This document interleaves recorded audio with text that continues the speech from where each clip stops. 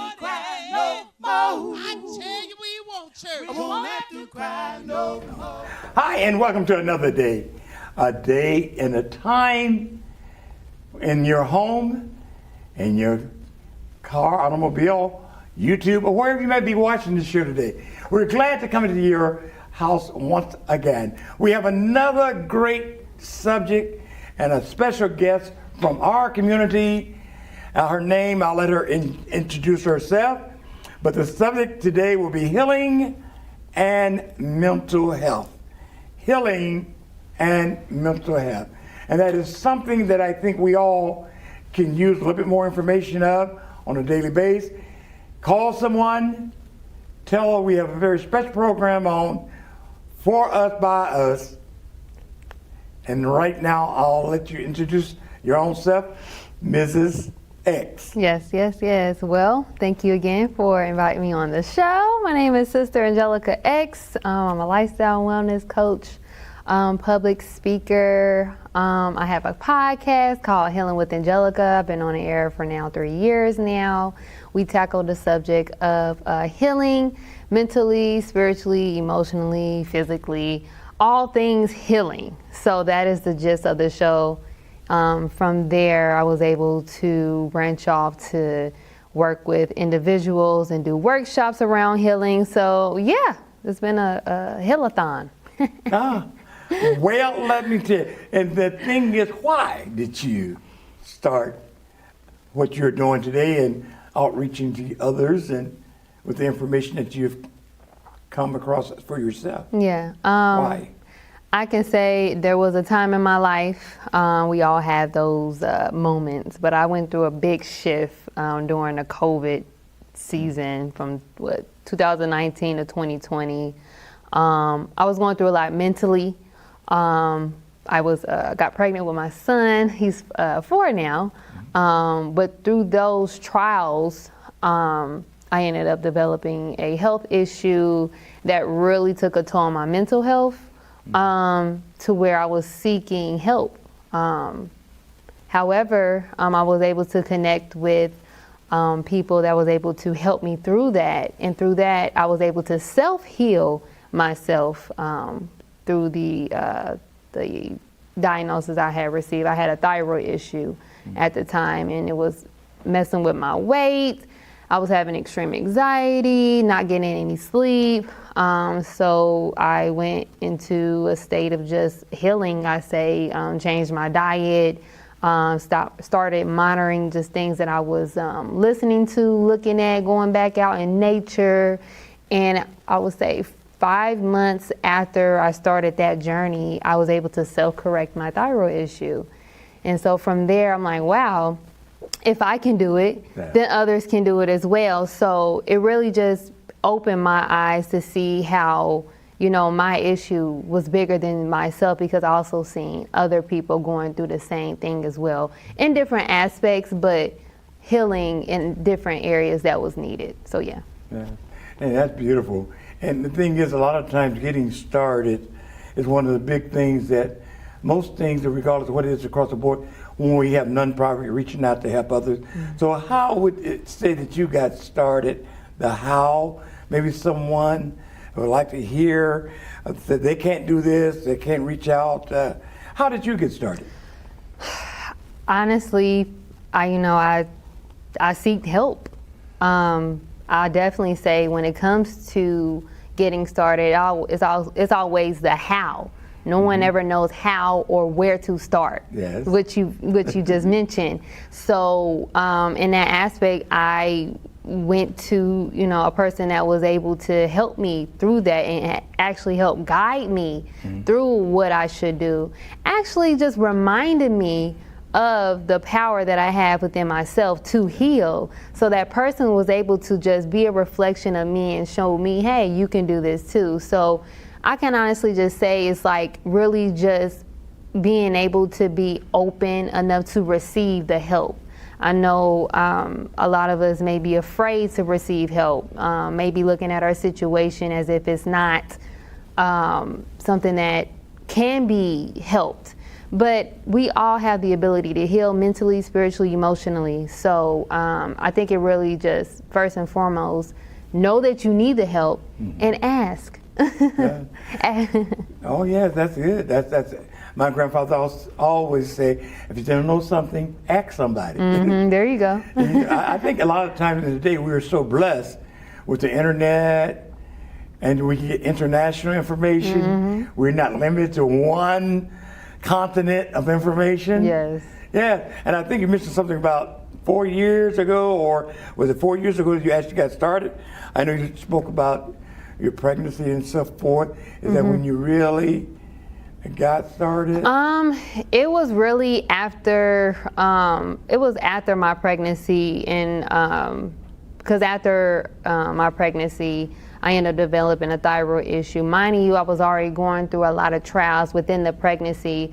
The pregnancy with my son was actually my second pregnancy after having a stillborn. So I really didn't heal from my loss from my first child back in 2016. So going through that pregnancy, it opened up and reopened up wounds that I wasn't ready to go through. So I was going through this process of seeing the work that needed to be done from not healing from losing a child,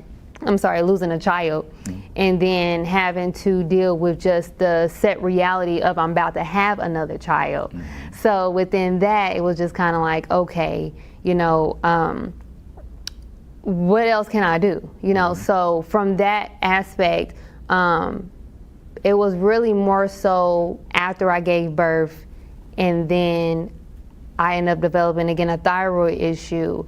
And then from there, this was in 2021, that's when I was able to self-heal my thyroid issue. And then from there, that's when I went ahead and branched off, because I wanted to let people know they can heal thyself. Okay. So that's when Healing with Angelica's podcast started in 2020. 2022. It was in 2022. That's when the podcast started. So I've been doing it now for 3 years, and from me starting the podcast, I've been branching off doing other things. So yeah. Okay. Yeah. And I understand. I know you were speaking of the physical, so we're dealing both physical and psychological healing. I know a lot of times it's not much talked about, but I had family members that lost babies stillborn and such, and even addressing the abortion issue that so many do not talk about. But it's once years ago, back in the 80s, when I was really fighting against abortion, because I began to realize the psychological issues that women had lifelong. Yes. Even when they had done themselves. And naturally, those that had nothing to do with it and lost children and stillborn, psychologically that yet affects them. Yes. And is that part of the healing that you would deal with or worked with in the mental? Absolutely. When it comes to healing, we have to address the root problem, the root cause. And sometimes that root cause goes all the way back to childhood. A lot of us, I can honestly say, we're operating in our childlike space as adults. You see a lot of adults that are still holding on from trauma, from things that may have happened when they were children, and they carried it into their adulthood. I see a lot of, when it comes to the mental health aspect, it really stemmed from adolescence and childhood and what happened. I went and got some, I forgot what it's called. I went to get audited, and it's something through Dianetics. Within that, I was able to remember things that I went through that I didn't think about, of course, or not thinking about in this current time, but realize that, wow, that may be the reason why I'm acting the way I'm acting now. So it's a lot of us, you know, when it comes to mental health, not wanting to address those past traumas or issues and not wanting to bring it up to accept them. So it's a big thing of trying to accept things that has happened to us. So you say it's a good thing, Mace, to bring them up or face them? Or? Absolutely. You have to face them. It's like facing your fears. That's the only way you'll get over your fears. You have to face them. And it was, for me, it was me, because I got to a point, with my healing, before I started, actually going into my healing journey, all the stuff I was going through, it was me having this fear of dying because of what happened to my child and the medical, that was going on in the medical field, was COVID going on. However, I went within and trust myself, and most importantly, trust God. Went into that and just started praying and meditating more, which gave me more comfort to know that at the end of the day, God is all seeing and all knowing. And when you know that, you can trust that God will flow your life the way that it needs to. So it's just more so going within and trusting yourself, to where when we want to not address those problems, it kind of, stop us from actually going within, the deeper healing. Yeah.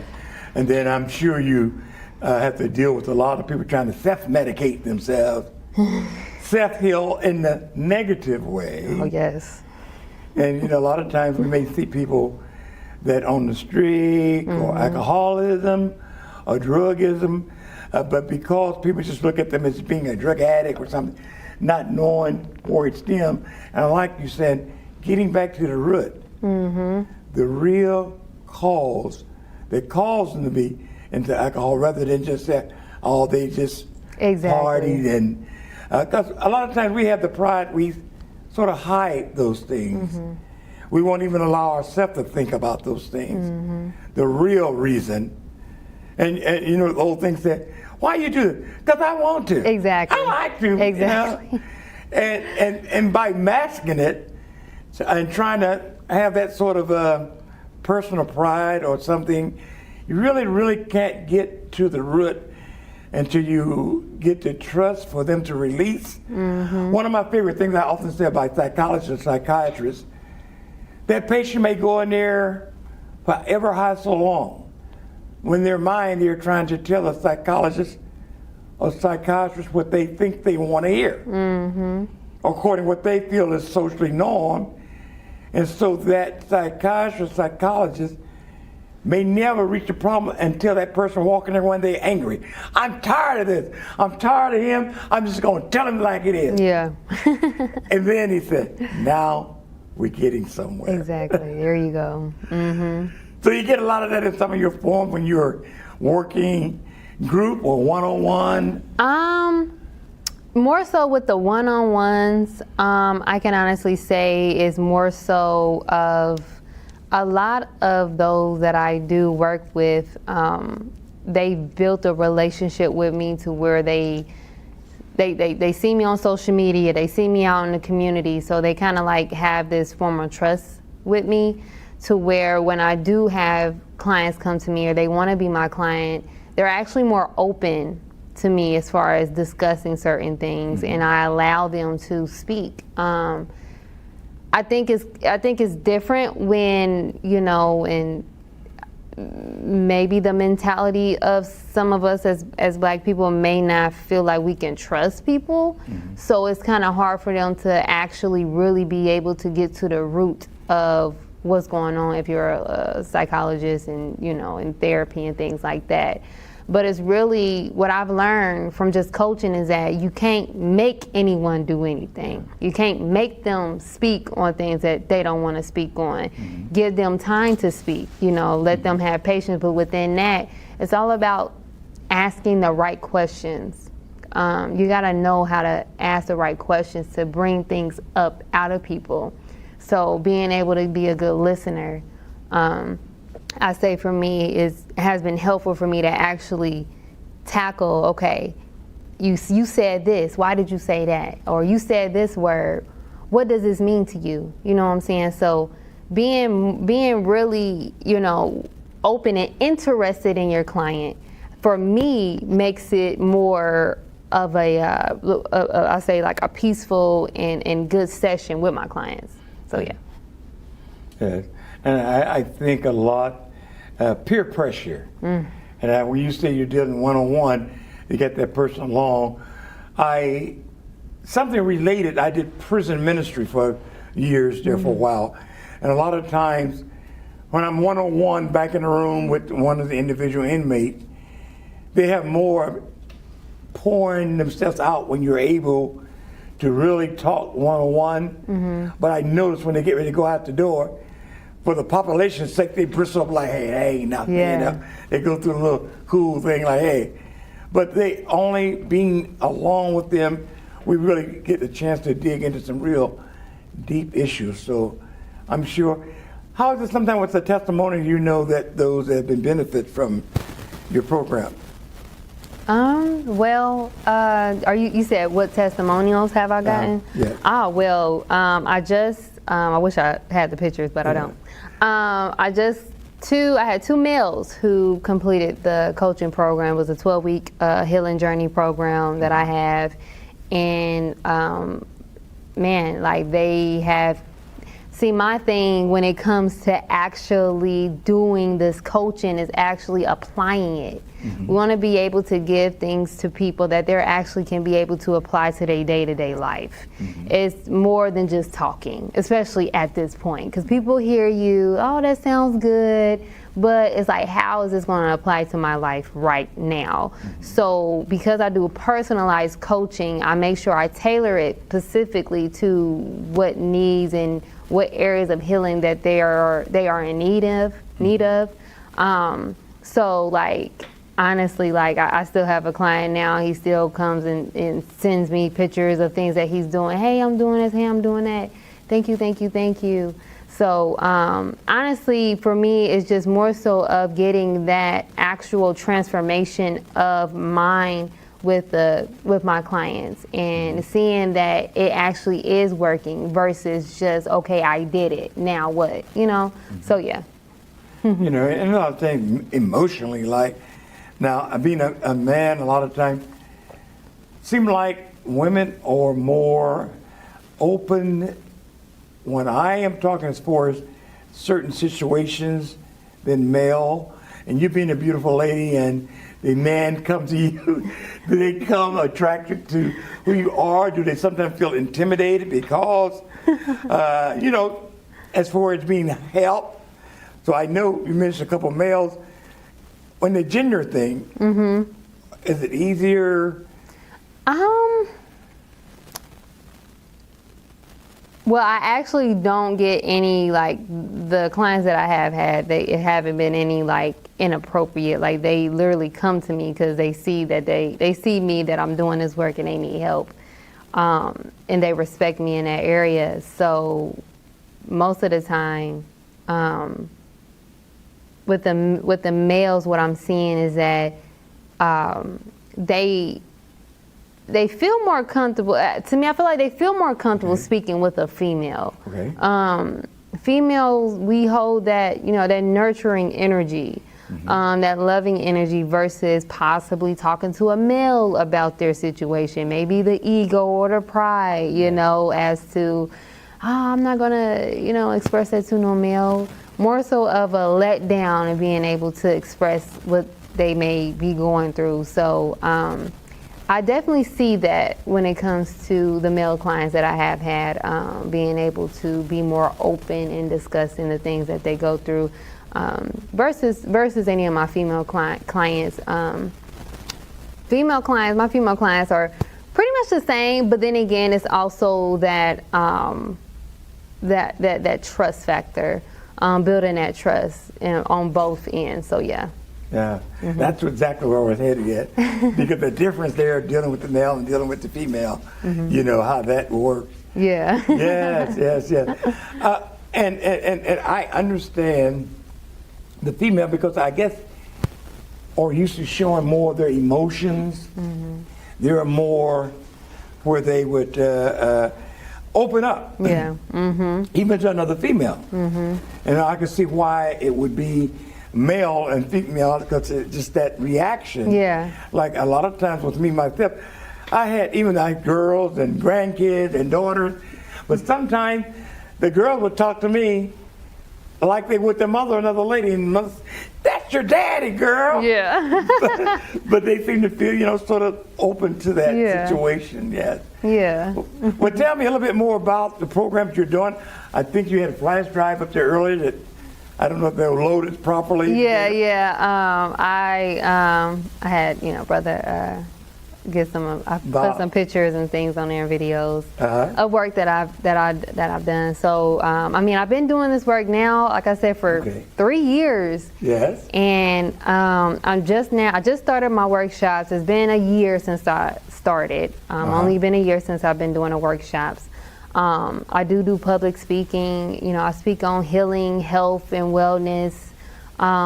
Because then again, like I said, as me as a lifestyle wellness coach, we want to tackle the whole person, mind, body, and spirit, right? Mind, body, soul, because that's how we operate. Yes.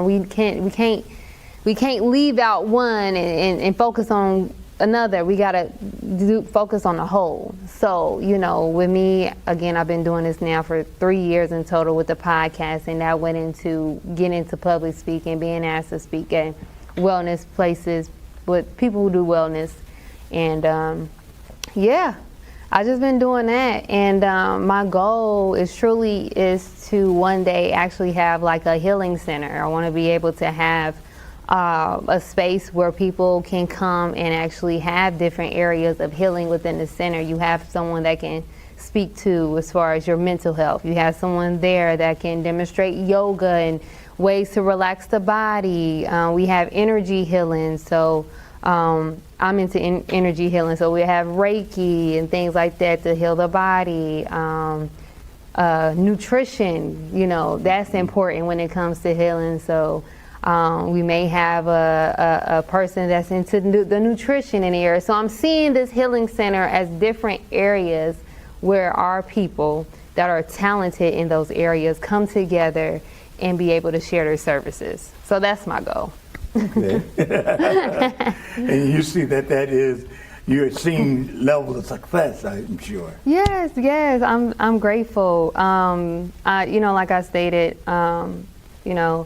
been doing this work for a while. Honestly, I can say that I didn't think I was going to be doing this.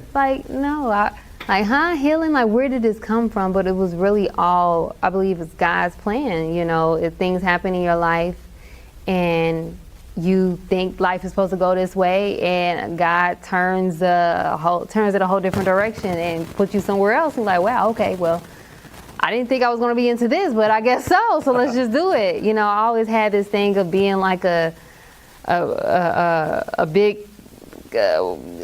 boss at a corporate office and things like that. Like those type of, to me, those false realities of what life is. But for me, life is being able to give, to help nurture those that are in need, especially our people. So yeah. Yes, I think, and a lot of times that happens when we look back and see things that happen in our life. Get older, you say, "Oh my God, it seemed like it was there all the time." Yeah. We didn't realize, but little incidents, things happen and sort of gather like a snowball going down the hill. And you said, "My goodness, it started out as something so small," and I feel that a lot of those things are predestined. But we just ended up walking in the calling that we had no idea was a calling. Yeah, there you go. Exactly. Yes. I think one of the pictures flashed up on the screen was something in the videos, or did you have videos that you was going to share with us today? Oh, yeah, I had a video that from the past event that you went to, Heal, Grow, and Thrive, A Journey to Wholeness, that event.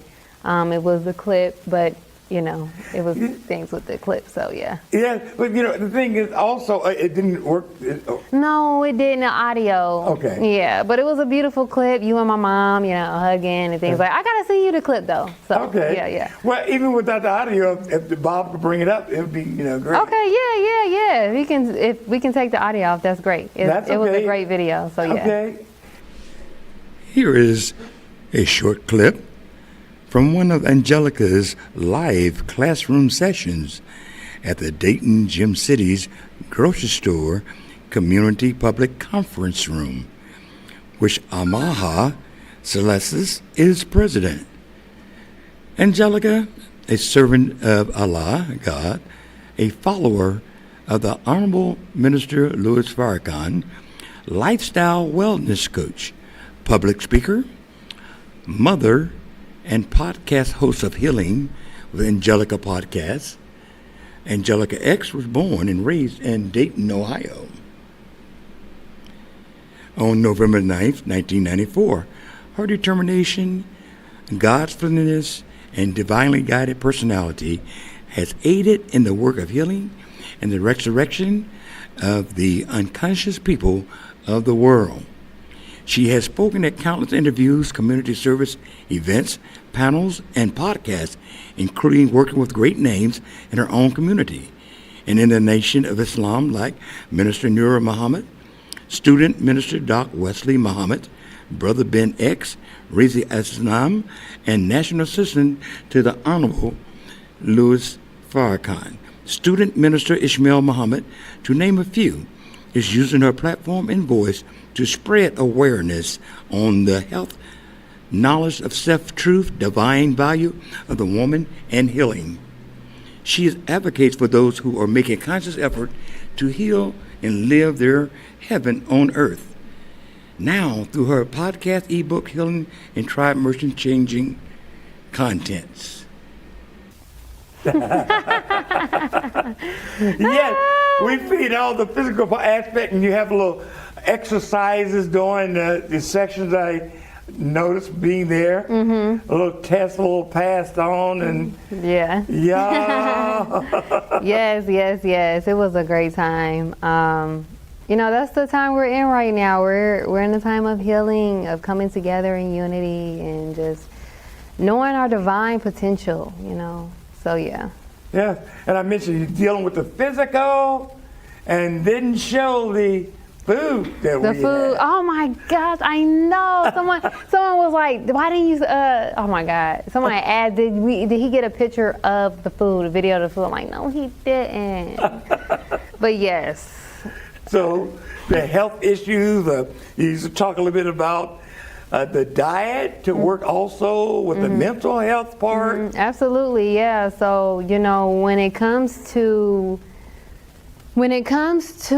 our mental health, diet plays a huge portion of it. I don't know if you ever heard the mind and gut connection. There's a connection within the mind and gut, and unfortunately, due to the chemicals that are in certain foods, it can alter the way that your brain operates. Okay. So there is a lot of food that may cause more anxiety, may cause more depression, may cause, intrusive thoughts, right? But we don't think of that because it's food.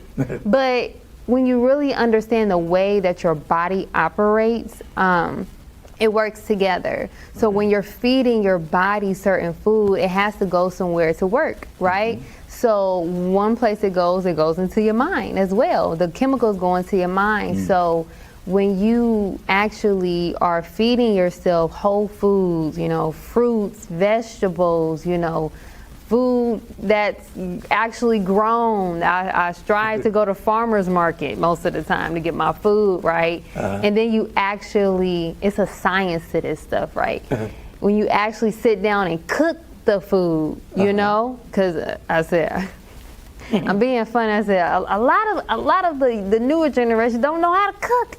We gotta go back to grandma's time. Grandma, like around that time, like cooking was like the household thing. That's what we did as Black people. We cooked. It wasn't a lot of fast food restaurants. Those fast food restaurants was more so like a treat. Like, oh, we go here, when we do something good. But we have made it our day-to-day lives, and it's really destroying our health, unfortunately. And within the chemicals that are in the food, it's not like it's something to where, okay, you eat something, you immediately get a reaction. No, the chemicals in the food actually alterate your body through time.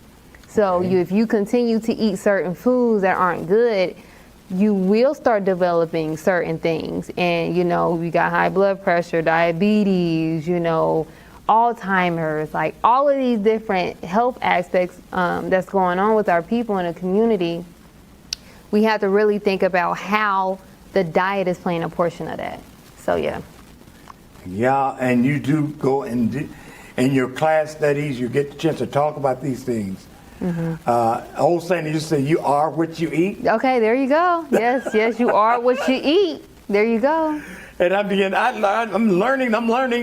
I'm not fast learning. Yeah. And I understand even the oils and the type of oils that you cook. Everything. Affect you psychologically. Everything. And you don't hear no one talking about the mental connection with the food that we partake. Absolutely. Or digest. Absolutely. It's a lot of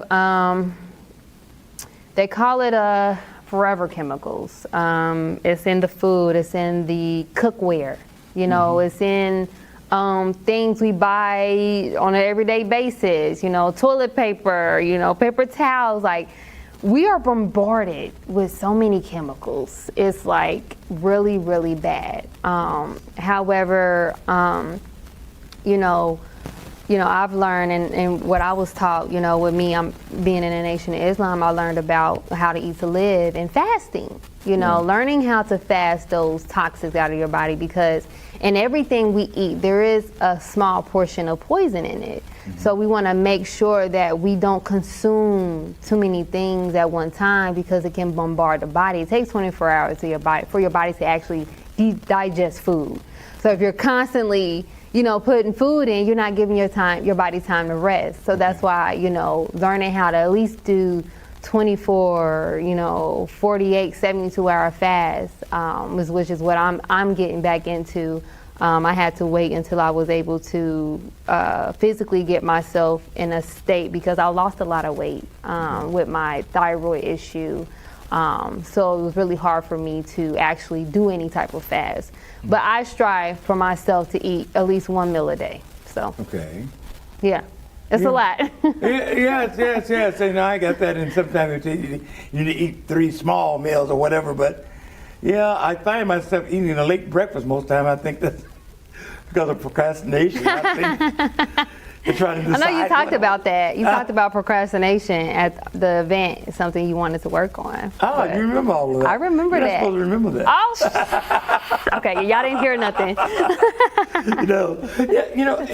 And that's so interesting, because we don't put the two things together. I know it was somewhere I was doing some study, and they were sharing, because our body, those the white blood cells and the other things that go to fight infections and germs in your body, they're overworked because there's so much fighting the food. Yes, absolutely. And when they're fighting so much of the negative things that are in the food that we digest, it has very little left to fight up the other ills that they were designed to. And I'm not trying to wrangle anybody's parade, but fast food is one of the most convenient things that we all find ourselves running to because of convenience. And of course, in any business, the normal business, you buy cheap and sell high. So you look for the cheapest.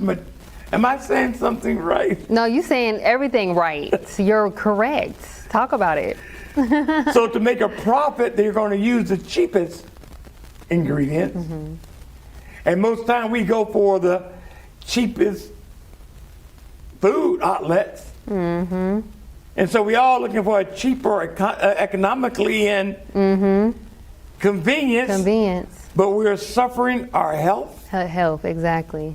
It's like it goes really, really deep, because when you understand just the condition that we're in, I truly don't believe that, because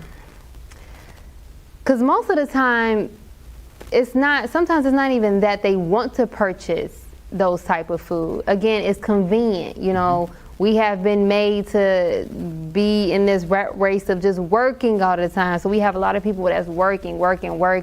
They don't have time to nurture themselves because they're trying to keep up with bills, right? Yes. It's this economical, struggle that we're going through. So when we see the next fast food restaurant, so we can just keep up, we'll go ahead and purchase it. But it's honestly just keeping us deprived from what it is that we truly need. And first and foremost, that's healing. And first and foremost, we always have to nurture ourselves, self first, self-preservation. That's what I believe. So because the way that society has operate, the way that we live, everything is just for convenience. It's not for nutrition. It's not for living. You know what I'm saying? So we don't think about the foods we eat because we're not thinking about how long we want to live. You know, we're not thinking about, what these foods is going to do to my body once I eat it. We're just eating it, right? That's a lack of knowledge. So yeah. Yes. And it's something, it's not just the common everyday person, because I have got babies all over. Some of them are licensed nurse. Some of them are registered nurse. And believe it or not, they're just as bad as the general public. Because I talk to them babies, I say, girl, you know better than that. Is that what you're eating and you are RN? What you have? I tease one of my babies all the time when she's in Cleveland. Yeah. I said, and we have a little habit. What did you eat today? And she'd get hesitant and be real quiet. Because she know what I'm going for. She said, ice. Not ice though. Listen, the best thing too. You ain't got to worry about nothing with that. And then sometimes when you confess, see, well, I got to be honest, I had some pizza because I was in a hurry today. And I said, you guys are the ones supposed to be telling us how, and We got a lot of work to do. Yes. A lot. And that's why I said it starts with self. Yes. We have to be the example. So, and that's where the trust factor comes in at. If you're, not throwing shade, nothing like that. But if you're a doctor, you're a nurse, and, you're overweight, or if you're eating all these foods and then you tell me, oh, you shouldn't eat that. Well, I mean, you're a great example, I guess. But, got to make it make sense. So we got to be the example. Yeah. So yeah. Not calling any names. No. One of my relatives told me this. They was going to their doctor, and their doctor was telling them all the things they need to do, and they can't wait. And they said they were. See, no, you don't listen to people like that. I'm sorry, you just can't, because you can't take them serious. You know what I'm saying? No, so you really open up the mindset of that doctor or that person that's told you to do that. Is it really genuine? Because if you cared enough, then you would do it for yourself as well, So that's why, when it comes to healing mentally, spiritually, emotionally, it all starts also with knowing thyself, going into education. Like, you have to know yourself, know the time we're in, and also understand your history, just things that we've been through and things that our ancestors have done so they can survive. We're not into those things no more. Our great-great-great-grandparents used to farm. We have to get back into those things, right? Yeah. So, yeah. I don't have to worry about the chemicals and so forth. Yes. And that is, something that I don't think we think about as much. My sister got me started now. Sitting in the grocery store looking at the label. Oh, there you go. And they keep changing the name. So you don't want it, what? They use a new name they call bioengineered. Bioengineer, no. It's still genetically modified. And that's what my sister said. Well, they often say everybody began to hear the genetically modified, and all of a sudden everybody become aware. So now they reword it. Exactly. Bioengineered. Language. It's all about the language. It's all about the language. If they're able to alternate the language, they'll be like, oh, okay, well, maybe this is better. It's the same. Yes. So we definitely check those labels. I think for me, when I had my thyroid issue, I definitely made sure I checked the labels when it came to the added sugars. The added sugars can be anything. So I suggest, if you're worrying about any type of, the sugar, we know sugar is really bad. Sugar is bad, and the best sugar is natural sugar, like this nice watermelon juice, fruits, things in that matter. But we don't know what these added chemicals are in the food. So we have to check the labels. If there's words on these labels that you can't pronounce, put it back. No, like, food should really we really shouldn't even have to purchase food that have all of these different ingredients in it.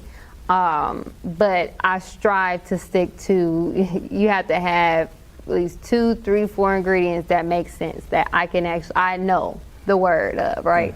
So yeah, it's a lot, and those different type of names and ingredients is actually the chemicals that we are ingesting in our bodies that actually is alternating our, the way that we think. Wow. So, yeah. So it's affecting the mental health as well as the physical health. Exactly. There you go. And so they're dealing with a lot of artificial, I was told, artificial flavoring. Yes, stay away from that. Artificial, but they got dill pickle taste, or they got, It tastes really good. They get you with the taste bugs. It's really and they have foods that, like, they have certain foods with certain chemicals that will, I think, called MSG, I want to say MSMG or something like that, that will keep you like craving it. So hey, you probably got them bag of chips, it got that, that chemical in it, because it keeps you wanting more of it. Okay. Mentally. And physically, so yeah, it ties in a lot. And with they talking about AI, today we are so advanced in chemicals that we can make something taste like anything you want it to taste, but it's not really that. Yes. And it's attractive and appealing, like you said. And then another thing, I'm just learning a little bit, I'm just talking to you, the professional. And I learned they talk about the dyes. The dyes also that affect the health, since we're talking about mental, and I enjoy talking about health both on the physical and the mental state, because I'm a little younger. Go ahead. And I remember when we slaughtered some of our own animals, and when I go to the grocery store, the city person, the person never lives on a farm, the redder the meat, the fresher they think. But if you've been on a farm situation and you slaughtered meat, the meat is never that red. There you go. So that red dye, I'm learning that has a big effect. And I think sometimes now they mention just a little bit in the health area. Absolutely. I think they mentioned a little bit, what was it, the Kennedy man is now in the health thing. Yeah, he's removing certain dyes out of the foods and taking away certain foods. Like, I mean, if you look at other places, like I want to say like Canada and stuff like that, I think in the UK, like they don't have the type of ingredients that we have in our food, so and even if you look at the statistics of just the longevity of people here in America, particularly in the US, is completely, our rate is completely, our death rate is higher than those in other places. And we got to go back to what's going on. Like, and they say when we think about, the American Heart Association, we talking about, the heart, people with diabetes and all of those things. Like, where are these stemming? What is it stemming from? Yes. That's a big issue. Yes, the way that we think do play a portion of, our ability to sustain our own lives. However, so does food, yeah, I mean, I'm looking forward to what Kennedy will do, but it's also just us taking responsibility ourselves to just make sure we strive to not eat certain foods, no matter how much it tastes so good, right? Yes. Going back to actually getting in the kitchen and cooking food, right? Yes. It's really not, like, it's really simple. It's the simple foods that will keep you here, Yes. honestly. Yes, and when you were talking about the sugars, I thought about as an American soldier. When we were in Europe, we learned the Americans have the sweetest everything in diet. But even the pastry in European countries is slightly sweet, but it doesn't have the sugary that we have that's appealing in the United States. which I understand and you share, is more detrimental to us, although it's convenient, and the more sugar give us a desire to have more. Exactly. And that, I guess they talk about obesity and so forth. All come from the mindset and how we partake in what we put in our body. And we put things in our body, you were saying, that we cannot even pronounce the name and the word. No. Beware. Beware. That's what needs to be on these food labels. Beware. But they're not going to do that because we know that, you know, they're trying to make a profit, you know, thinking about that, being honest, you know. So it's more so just us taking responsibility of our own lives, you know, and knowing and getting the knowledge, you know, actually look up these things that's in the food. Don't be careless, you know.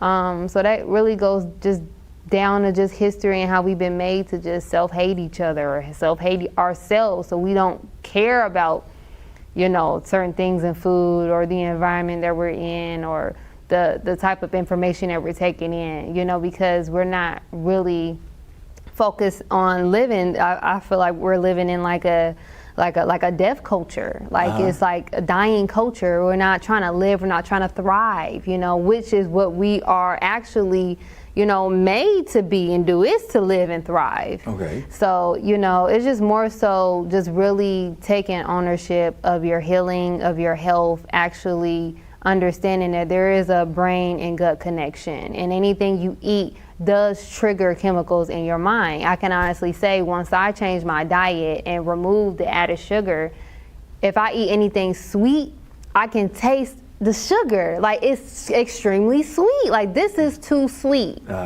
So typically, once you do change your diet, and hey, it's gonna be hard because we've been made to eat a certain way for a long time. Yes. However, once you change your diet, your body is, our body is so magnificent that your body should be able to detect poison. So when you eat certain foods, you're able to taste the poison in the food, because your taste buds has changed, right? So, like I had an instance when I ate something, I said, this ain't right. Something ain't right with it. Yes. So, you know, I didn't eat it no more. And, you know, knowing that how beautiful our bodies is, right? And because we've been bombarded with all of these things, you know, the fake food, the GMO food, it's hard for us to detect those poisons. So we end up, you know, suffering from that. So yeah. We have nulled our taste bud. There you go. We destroyed, you know, I was thinking when you were talking also, when I was younger, almost everybody had their own fruit tree or a small garden. I've heard of that, yes. Everybody literally, if it wasn't a peach or apple or plum, we had a lot of our own fruit trees that grew in our yard.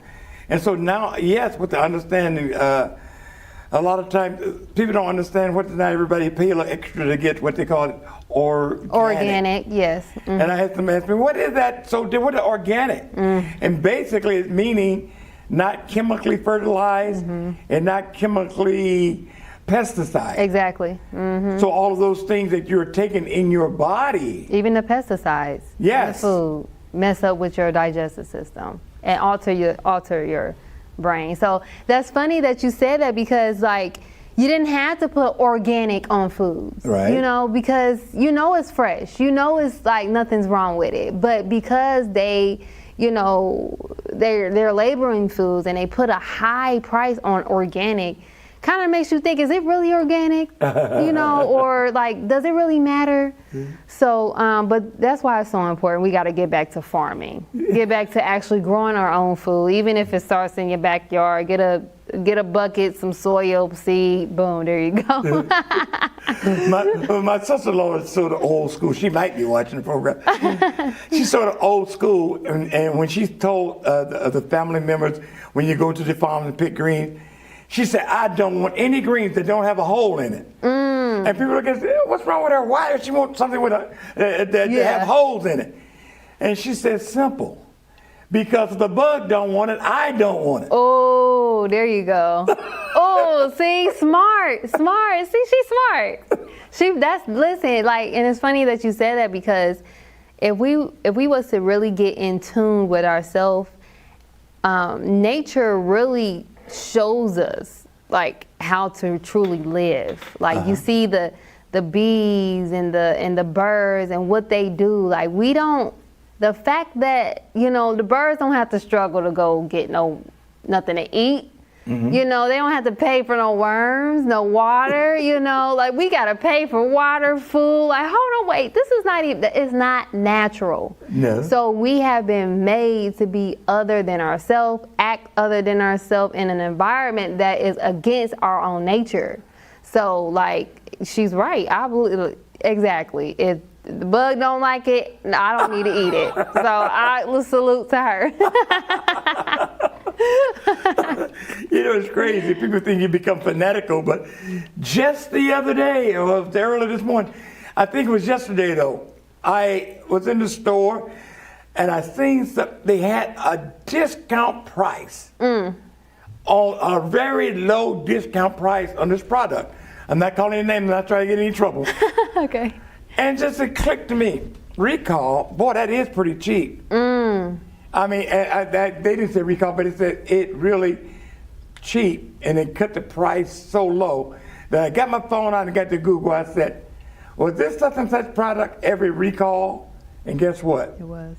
It said yes. It had been a recall on it because it had some problems. And I said, and not the only one. I was thinking, a couple of things I did, and I actually went out of the store without getting a couple of things. They had a beautiful sales on a lot of things, but a lot of the items had been on recall. Instead of just throwing it away, they're gonna still try to sell it. Yes, yes, and it's crazy. I don't want to get in trouble. I don't want to get in trouble. Okay. But we talk. I'll be real when I'm talking. Okay, we got to. It's a real thing, praise God. Okay. Some of my family members now, they had the chicken flu and all that going on. My brother-in-law said, I will not eat a chicken or egg to 2026. Oh, really? Oh, yes. Oh, my God. There was a lot of that going on. No eggs. Oh, yeah. The bird flu, all of that. It was a lot. He said, well, they killed millions of chickens, but what did they do with them? Exactly. See, that's something to think about. Okay? And I'm going to a few outings recently, and they had some beautiful looking chicken wings, but I said, I don't. Like, I'm going to have to rethink that. Yeah, they're doing so much, especially like, I'm a vegetarian. So the only thing I will eat is wild caught salmon. That's the only fish, but we don't call it meat because it's not a land animal. It's in the water. So I'm mostly vegetarian. However, there is so many things that are going on with the meat nowadays. Like even like you said, like the redness in the meat, they putting a dye on it to keep it, to preserve it more. You know what I'm saying? So being mindful as well of the choices of meat that you choose, because then again, like, your cousin or whoever said nephew, what are they doing with it after, all the little chickens die? What happens, So yeah, it's something to think about. Yes. And like I said, when I was part of slaughtering the first cow, and we bled it, the meat never looked this red. Once the blood drained out, that meat is not red like that in the store. So I know we talked about a lot of things today. Yes. And the time is coming near end, and you have different workshops. And how would a person get to know about your workshop? More information about food, health, and mental? Yeah, well, I'm on social media. That's where us young folks all are. Social media, Sister Angelica on Facebook, Healing With Angelica. I'm on all social media platforms, Facebook, YouTube, Instagram, TikTok. Also, Heal With Angelica. You can email me, healwithangelica@yahoo.com. Also have a direct line, which is 937-313-2466. So you can definitely direct contact me. And we have I have a lot of things on there. So especially on my social media platforms. So yeah. Also I have a podcast, Healing with Angelica, that airs every other Thursday. I was going hard. I was doing every Thursday, but life has been giving me more responsibilities with going into the community and doing workshops. So I brought it down to every other Thursday. So definitely check out the Healing with Angelica. That's on YouTube and all streaming podcast streaming sites. So yeah. Okay, so is that live, your podcast? Yep, live every other Thursday. Yeah. Every other Thursday? And that was Angelica? Healing with Angelica. Okay. On YouTube. Healing with Angelica on YouTube. Well, we're closing now. Last moment, look at your camera there and say what you want to say to the viewing audience today in closing. First and foremost, I just want to say that you are loved, you are beautiful, and healing begins within. So just know that healing is a journey, but you should not have to heal alone. We're all on the journey with you. So, yeah. All right. And thank you again for being our guest. Yes, thank you for having me.